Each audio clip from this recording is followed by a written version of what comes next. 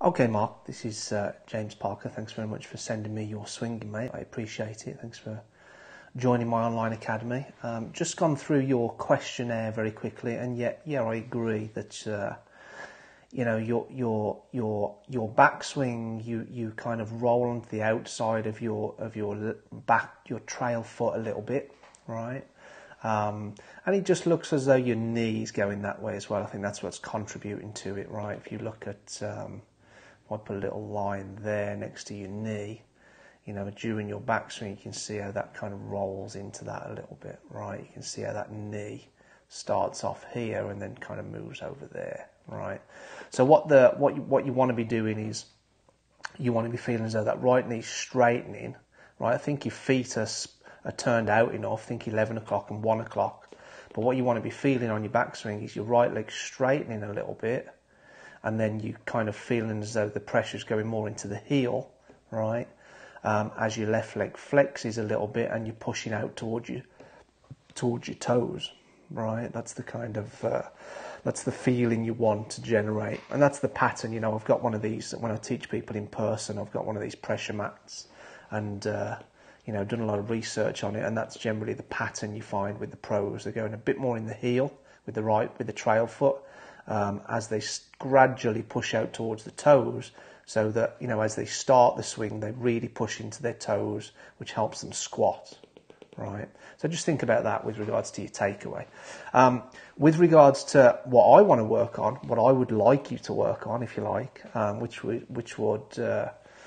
is going to drastically help you with your miss hits and your pull, is just what you do, and therefore it's going to affect that. You know, what you're doing is affecting your low point and your path, basically, right? I think you got a pretty good backswing. I like the way that your hips start moving forward, right? And the way I detect that is a little bit of space in here. I call that the slice of pizza, right? Which tells me your hips have moved forward a little bit. So, you know, besides from you rolling on your outside, your right foot, I think you do a pretty good, decent job with the lower body. However, as you get up to the top, right, and let me put some little, I'm going to put a dot where the centre of your shoulders is, and a dot where the centre of your hips are, right? Now the idea is to kind of swing, moving your hips forward. So you want to move your hips forward of that yellow dot, but your upper body wants to stay nice and stable, right?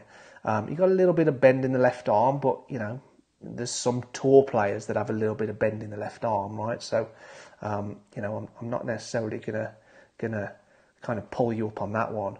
What I want you to try and do is, as you're swing, and you can see as you get to the top there, you're already moving forward with your head, and then as you start down, even though your hips are moving forward, so you're getting over your front foot, your head's moving forward with your hips, right? So when you come down here, down to P6. Now the centre of your shoulders has moved forward and the centre of your hips has moved forward. So now they're kind of on top of one another, right? Which gives you a very level sort of shoulder tilt, right? All that's going to do is produce a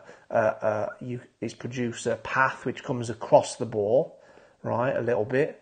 But to try and save it, what you're going to do then is you're going to uncock your wrist too early, right, to try and save it, and then it just produces a low point, look, which is too far behind the ball, right? You see that club is touching the ground now. So to try and save it from there, you kind of lift up, right? And if you watch your head now, right, you're already up and outside the box. So you kind of level there at P6, and then to try and save it, look, your head comes up, and that's where you thin it, right?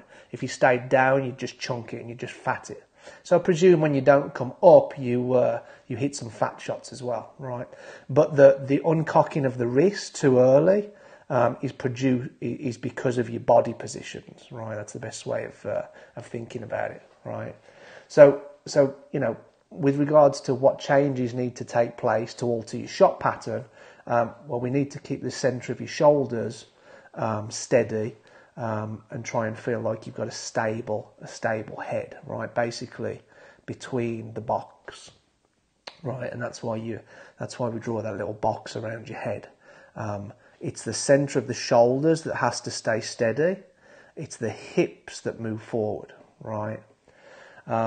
So how we want to go about implementing that, right? And this is why I've got Alex Norren on the right side. Is to and this is a good, and I think it's because he's hitting a driver as well. A lot of these guys now are trying to hit up very slightly on the driver because they know they carry it further, right? So I think in the process of him trying to hit up on the driver, right, even though he starts down, look, as he moves his hips forward, as he kind of settles into his front foot, as he really pushes down into his front foot to start the downswing, his head moves forward a little bit, look, but more down than forward. But if you watch what he does now for the rest of the backswing, right, and you watch his head, his hips are moving forward. Look, his hips are moving forward as he's turning. But if you watch his head now, his head's actually falling back, right? And this is why I say I think it's because he's trying to hit up on it. But I think this would be a really good drill for you, right? Because what we want down at P6 is we want, and P6, by the way, is the shaft parallel with the ground, P6 there, right? What we want at that point is we want 20 degrees of right tilt. Now, if you look at the angle of his shoulders there, that's because the centre of his shoulders is now here. It's kind of come down and back a little bit, but the centre of his hips are forward. Look, he's moved his hips forward. So there's his spine angle, essentially, which then gives him that tilt in his shoulders, right? Now, if you can try and get that sort of tilt in your shoulders at P6, right there, right, that will help you get your right elbow a little bit more forward. That will help you get your hands more forward, right? You can see where his hands are over his right thigh. Your hands are nowhere, they're kind of 6 inches too far back there, right? You look at where that right elbow is. That right elbow is kind of outside your shoulder. You look at where his right elbow is. It's kind of past his shoulder, kind of tucking into the side of his body more. And because he's moved his body properly and got his right tilt, he's then able to keep his wrist angle down to P6, right? He's not throwing all that lag away, right? So you're going to hit the further as well by doing this, right? The way I would practice it is I would get a stick on the ground, right? Get the stick kind of in the where your head is. And then I would practice slowly at first and get your camera out, right? Get your V1 out. And I would practice slowly as you start down. You want to move your hips forward, but you want to feel, so your hips are moving forward, you want to feel like your head is moving back.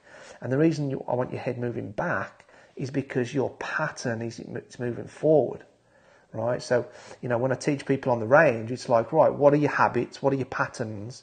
And then we want to try and do the opposite of your negative pattern, right? So if you turned up to me on the range and you were doing this, I would get you feeling as though your head's moving back because you're doing that, you're going forward and you feel like it's going back. It'll probably just stay in the box.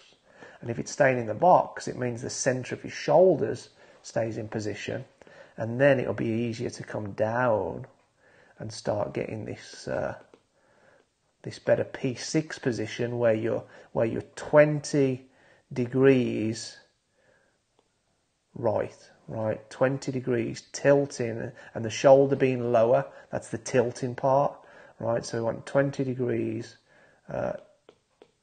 tilt to the right, okay? When you come down at P6, I would even say you're probably still in left tilt, right? And this is all because your head's moving, okay? So practice that, mate. Like I said, the way to do it is get a stick on it. It's like an awareness drill. Get a stick in the middle of your stance there. Get another one kind of over your toes. And then your job as you're coming back, as you're coming down, is to feel as though your head is doing the opposite now. Your head's falling back a little bit, not moving forward. All right, mate? Any questions, just shoot me back an email. Cheers, Mark.